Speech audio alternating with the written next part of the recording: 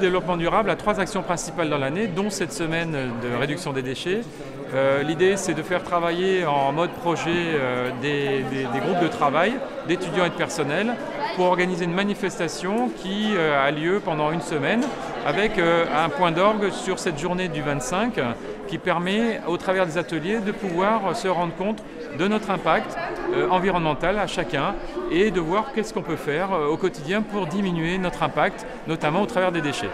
L'intérêt de ces ateliers, c'est un petit peu sous forme de jeu de découvrir les bons comportements sur ces différents points-là et peut-être apprendre des choses et changer ses habitudes au quotidien. Les pièges à éviter, c'est surtout ne pas se laisser prendre au piège des beaux produits avec des très beaux emballages et la grande consommation.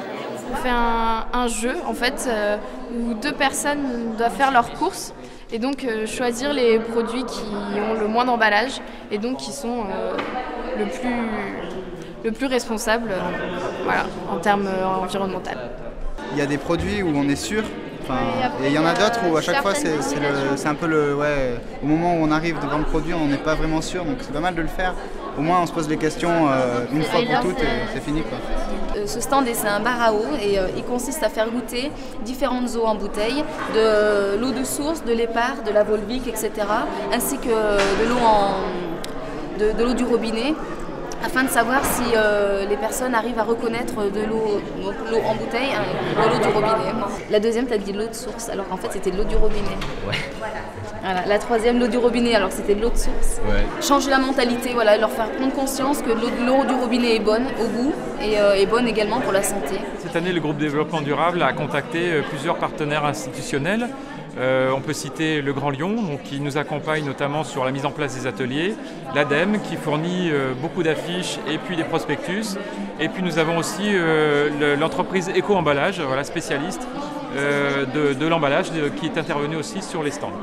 Pour nous, Grand Lyon, c'est important d'être partenaire avec l'INSA, puisque l'INSA touche énormément d'étudiants sur le territoire Grand Lyonnais et ça nous permet de toucher beaucoup d'étudiants sur le thème du tri et la gestion des déchets. L'intérêt premier du quiz, c'est déjà de faire participer un maximum de personnes qui s'intéressent aux questions. Et à la fin, on leur propose un petit livret avec toutes les réponses à l'intérieur, de façon à ce que le quiz leur ait donné envie d'aller chercher un petit peu plus d'informations.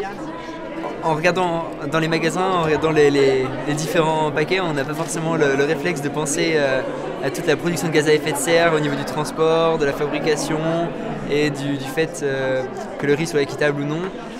Et c'est vrai que moi, en tant qu'étudiant avec un budget limité, je regarde plutôt le prix, mais c'est vrai que je m'étais pas encore vraiment penché sur les différentes possibilités et les différents choix éthiques qu'on pouvait faire.